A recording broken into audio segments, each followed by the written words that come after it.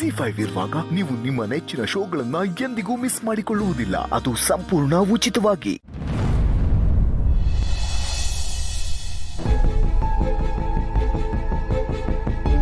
ಯಾಕೆ ನಿದ್ದೆ ಮಾಡಿದೆ ಈ ಕಡೆ ಆ ಕಡೆ ಮಾರ್ಚ್ ಫಾಸ್ಟ್ ಮಾಡ್ತಿದ್ದೀರಾ? ನಿದ್ದೆ ಬರ್ತಿಲ್ವಾ? ನಿದ್ದೆ ಬರ್ತಿದೆ, ಆದರೆ ಮಾಡೋದಕ್ಕಾಗ್ತಿಲ್ಲ. ಬರ್ತಿದೆ ಮಾಡೋದಕ್ಕಾಗ್ತಿಲ್ಲ ಅಂದ್ರೆ ಮಲಗಿದ್ರೆ ಎಲ್ಲಿ ಅದೇ ಥರದ ಕನ್ಸು ಬಿದ್ದುಬಿಡುತ್ತೋ ಅಂತ ಟೆನ್ಷನ್ ಆಗ್ತಾ ಇದೆ ನನಗೆ. ಟೆನ್ಷನಲ್ಲಿ ನಿದ್ದೆ ಮಾಡೋಕ್ಕಾಗ್ತಿಲ್ಲ. ಗೌತಮ್ ಅವರೇ, ಮಹಿಮಾ ಇಲ್ಲೇ ಇದ್ದಾಳೆ, ಮಗು ಸಹ ಅವಳು ಹೊಟ್ಟೆಯಲ್ಲಿ ಸೇಫ್ ಆಗಿದೆ. ಎಲ್ಲ ಸರಿ ಅಂದಮೇಲೆ ಯಾಕೆ ಟೆನ್ಷನ್ ಮಾಡ್ಕೋತಿದ್ದೀರಾ? ಬಹುಶಃ ಪ್ರೀತಿ ಜಾಸ್ತಿ ಇರೋ ಕಡೆ ಈ ಥರ ಆತಂಕ ಭಯ ಎಲ್ಲ ಜಾಸ್ತಿ ಇರುತ್ತೆ ಅನ್ಸತ್ತಲ್ಲ. ನನಗೆ ಮಹಿಮಾ ಬಗ್ಗೆ ತುಂಬಾ ಕಾಳಜಿ. ಎಲ್ಲ ಪರ್ಫೆಕ್ಟ್ ಆಗಿರಬೇಕು, ಏನೂ ವ್ಯತ್ಯಾಸಗಳಾಗಬಾರ್ದು ಅಂತ. ಮೇ ಬಿ ಹೀಗಾಗ್ತಾ ಇರೋದಕ್ಕೆ ಅದೇ ಕಾರಣ ಇರಬೇಕಲ್ವಾ? ಇದ್ರೂ ಇರ್ಬೋದು. ಆದರೆ ಏನೇ ಹೇಳಿ, ಮಹಿಮಾ ಬಗ್ಗೆ ನೀವು ಇಷ್ಟೆಲ್ಲ ಅರೇಂಜ್ ಮಾಡಿರೋದು, ಅವಳ ಮಗು ಬಗ್ಗೆ, ಆ ಮಗು ಲೈಫ್ ಬಗ್ಗೆ ಇಷ್ಟೆಲ್ಲ ಕನ್ಸು ಕಂಡಿರೋದು, ಹಂಬಲಿಸ್ತಿರೋದು, ಅದನ್ನೆಲ್ಲ ನೋಡಿದ್ರೆ ನಿಮ್ಮ ಬಗ್ಗೆ ಹೆಮ್ಮೆ ಅನಿಸುತ್ತೆ. ಮಗಳಿಗೆ ತಂದೆ ಆದವನು ಪ್ರೀತಿ ತೋರಿಸೋದನ್ನು ನೋಡಿದ್ದೀನಿ, ಸ್ವತಃ ಅನುಭವಿಸಿದ್ದೀನಿ. ಆದರೆ ಅಣ್ಣನಾಗಿ ತಂಗಿಗೋಸ್ಕರ ಇಷ್ಟೆಲ್ಲ ಮಾಡೋದು, ಇಷ್ಟೆಲ್ಲ ಪ್ರೀತಿ ತೋರಿಸೋದನ್ನ ನೋಡೇ ಇರಲಿಲ್ಲ. ನಿಜವಾಗ್ಲು ಮಹಿಮಾ ತುಂಬ ಪುಣ್ಯ ಮಾಡಿದ್ದಾಳೆ. ನೀವು ನಿಜವಾಗ್ಲೂ ಗ್ರೇಟು. ಇದರಲ್ಲಿ ಗ್ರೇಟ್ ಏನು ಬಂತು? ಪ್ರತಿಯೊಬ್ಬ ಅಪ್ಪಂದರು ಅಣ್ಣಂದರು ಮಕ್ಕಳ ಬಗ್ಗೆ, ಒಡ ಹುಟ್ಟಿದವ್ರ ಬಗ್ಗೆ ಈ ಥರ ಕನ್ಸರ್ಟ್ ತೋರಿಸೋದು ಸಹಜ ಅಲ್ವಾ? ಇರುತ್ತೆ, ಆದರೆ ನಿಮ್ಮಷ್ಟಿರೋದಕ್ಕೆ ಚಾನ್ಸ್ ಇಲ್ಲ. ನೀವೊಂಥರ ಪ್ರೋಮ್ಯಾಕ್ಸ್ ಅಲ್ಲ, ಅಲ್ಟ್ರಾ ಪ್ರೋಮ್ಯಾಕ್ಸ್.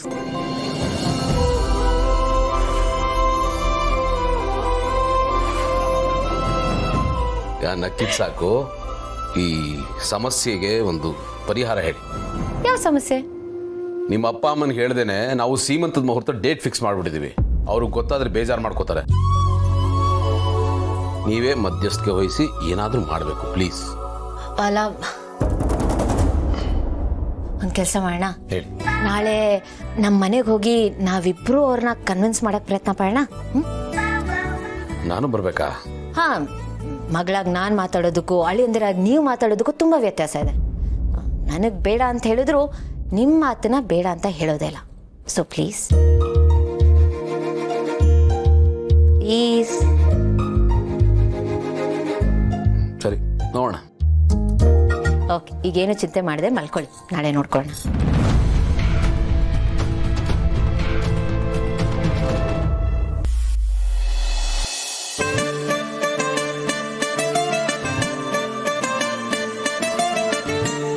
ಏನ್ರಿ ಅಕ್ಕೆ ತಂಗಿ, ಇಲ್ಲಿ ಕೂತ್ಕೊಂಡು ಏನ್ ಮಾಡ್ತಾ ಇದೀರ? ನಿದ್ರೆ ಬರ್ತಾ ಇಲ್ವಾ? ಏನೂ ಇಲ್ಲ, ರಾತ್ರಿ ಹೊತ್ತು ಈ ಮನೆ ಎಷ್ಟು ಚೆನ್ನಾಗಿ ಕಾಣಿಸುತ್ತೆ ಅಂತ ನೋಡ್ತಾ ಇದ್ದೆ. Such a beautiful house. ಯಾಕೆ ಡೇ ಅಲ್ಲಿ ನಮ್ಮ ಮನೆ ಚೆನ್ನಾಗಿ ಕಾಣಲ್ವಾ? Did I say that? Oh, okay okay. Slow motion ಅಲ್ಲಿ ಹೀರೋಯಿನ್ ಮೊಮೆಂಟ್ ನ ಎಂಜಾಯ್ ಮಾಡೋ ತರ ಫೀಲ್ ಮಾಡ್ತಾ ಇದೀರ, ಅದಕ್ಕೆ ನಮ್ಮ ಮನೆ ಚೆನ್ನಾಗಿ ಕಾಣಿಸ್ತಾ ಇದೆ. Am I right? ಅಲ್ವಾ? ಸ್ಲೋ ಮೋಷನ್ ಅಲ್ಲಿ ಹೀರೋಯಿನ್ ಎಲ್ಲ ಎಷ್ಟು ಚೆನ್ನಾಗಿ ಕಾಣಿಸ್ತಾರೆ ರೀ.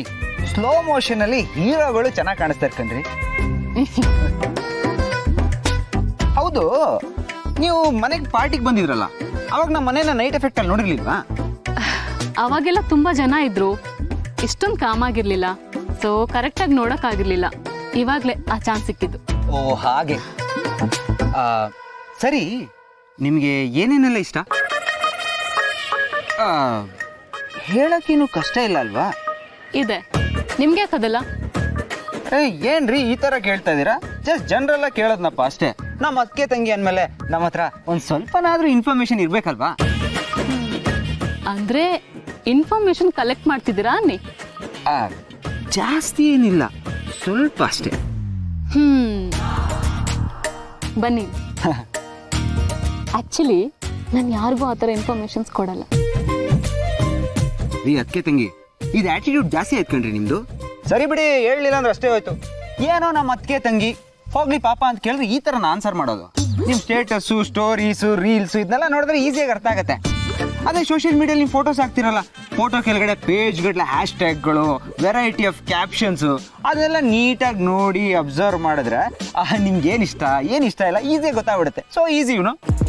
ಅಯ್ಯೋ, ನಿಮ್ಮನ್ನು ನೋಡ್ತಾ ಇದ್ರೆ ಪಾಪ ಅನಿಸ್ತಿದೆ ನನಗೆ. ಯಾಕೆ? ಆ್ಯಕ್ಚುಲಿ ನಾನು ಸೋಷಿಯಲ್ ಮೀಡಿಯಾದಲ್ಲಿ ಹಾಕಿರೋದೆಲ್ಲ ನಿಜ ಅಲ್ಲ.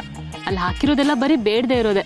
ಒಂದು ವೇಳೆ ನೀವೇನಾದರೂ ಅದನ್ನು ಫಾಲೋ ಮಾಡ್ಕೊಂಡು ಬಂದು ಇಲ್ಲಿ ಕೂತಿದ್ರೆ ಈ ಎಕ್ಸಾಮಿನ ಹಿಂದಿನ ದಿವಸ ಕೆಮಿಸ್ಟ್ರಿನ ಚೆನ್ನಾಗಿ ಓದ್ಕೊಂಡು ನೆಕ್ಸ್ಟ್ ಡೇ ಹೋಗ್ಬಿಟ್ಟು ಬಯಾಲಜಿ ಎಕ್ಸಾಮ್ ಬರ್ದಾಗಿರುತ್ತೆ.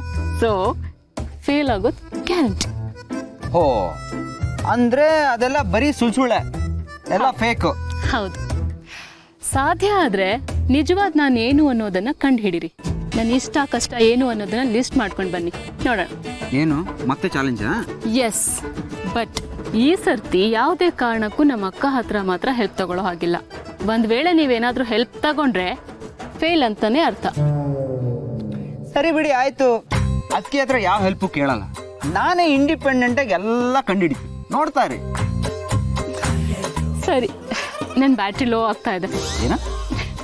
ಐ ಮೀನ್ ನಂಗೆ ನಿದ್ದೆ ಬರ್ತಾ ಇದೆ. Good night. ಸರಿ ಸರಿ, ನೀವು ಹೊರಡಿ.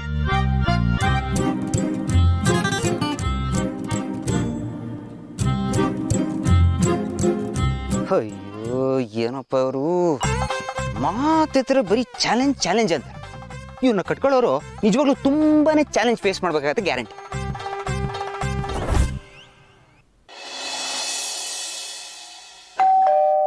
ನೋಡ್ತೀನಿ.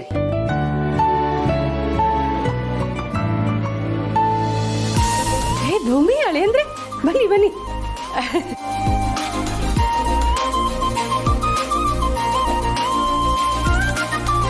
ಹಬ್ಬ ಎಲ್ಲ ಚೆನ್ನಾಗಾಯ್ತಾಳೆ ಅಂದ್ರೆ ಕೂತ್ಕೊಳ್ಳಿ, ಕಾಫಿ ತಂದ್ಬಿಡ್ತೀನಿ. ಅಮ್ಮ ಒಂದು ನಿಮಿಷ.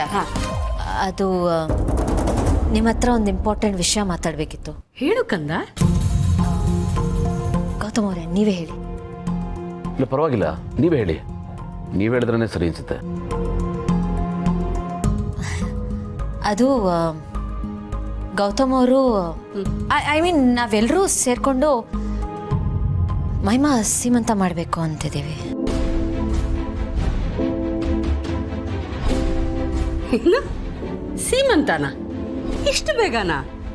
ಅದು ಹೇಗೆ ಸಾಧ್ಯ? ಅಮ್ಮ, ಅದು ಡೇಟ್ ಫಿಕ್ಸ್ ಆಗೋಗ್ಬಿಟ್ಟಿದೆ. ನಾಳೆನೇ ಒಳ್ಳೆ ಮುಹೂರ್ತ ಅಂತೆ.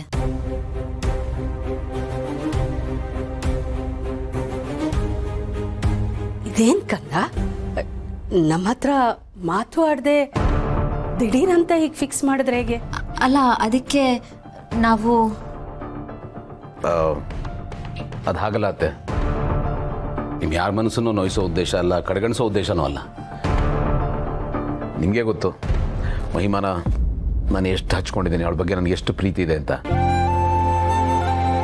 ಇಂಥ ಟೈಮಲ್ಲಿ ಇವಳು ನನ್ನ ಕಣ್ಮುಂದೆ ಇರಲಿ ಅಂತ ನನಗೆ ಆಸೆ. ಈ ಮನೇಲಿದ್ರೆ ನೆಮ್ಮದಿಯಾಗಿರ್ತಾಳೆ, ಚೆನ್ನಾಗಿರ್ತಾಳೆ, ಅದ್ರ ಬಗ್ಗೆ ಡೌಟ್ ಇಲ್ಲ. ಆದರೂ ನನ್ನ ಸ್ವಾರ್ಥಕ್ಕೆ ಅವಳು ನನ್ನ ಕಣ್ಮುಂದೆ ಇರಲಿ, ಅವಳ ಜೊತೆ ಒಂದಷ್ಟು ಟೈಮ್ನ ಸ್ಪೆಂಡ್ ಮಾಡ್ಬೋದು ಅನ್ನೋ ದುರಾಸೆ ಅಷ್ಟೇ. ನಮ್ಮಲ್ಲೆಲ್ಲ ಓಕೆ ಅಂತ ಹೇಳಿದ್ದಾರೆ, ನೀವು ದೊಡ್ಡ ಮನ್ಸು ಮಾಡಿ ಒಪ್ಪಿಗೆ ಕೊಡಬೇಕು. ನೀವು ಹೇಳೋದೆಲ್ಲ ಸರಿ, ನಿಮ್ಮ ಸೆಂಟಿಮೆಂಟ್ಸ್ ನಂಗೆ ನಿಜವಾಗ್ಲೂ ಅರ್ಥ ಆಗುತ್ತೆ. ಆದರೆ ಹುಡ್ತಾ ಇರೋ ಮಗು ನಮಗೂ ಮೊಮ್ಮಗುನೇ. ನಿಮ್ಮ ಥರ ಸೆಂಟಿಮೆಂಟ್ಸ್ ನಮಗೂ ಇರುತ್ತಲ್ವಾ? ZEE5 ಆಪ್ ಡೌನ್ಲೋಡ್ ಮಾಡಿ ಎಲ್ಲಾ ಸಂಚಿಕೆಗಳನ್ನು ಸಂಪೂರ್ಣ ಉಚಿತವಾಗಿ ನೋಡಿ.